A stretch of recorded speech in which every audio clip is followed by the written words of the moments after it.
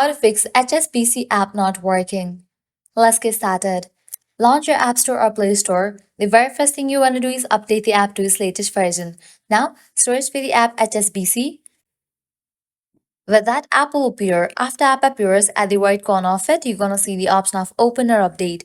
If you find the option of Update over here, just click on it and update the app to its latest version. Then you can check whether your problem has been solved or not. Heading towards next solution, clear cache for the app.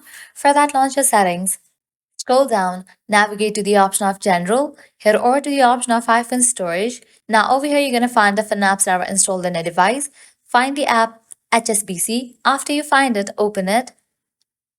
Then click on Offload app. Click on Offload app. Offloading app clears cache for the app. Now click on Reinstall app.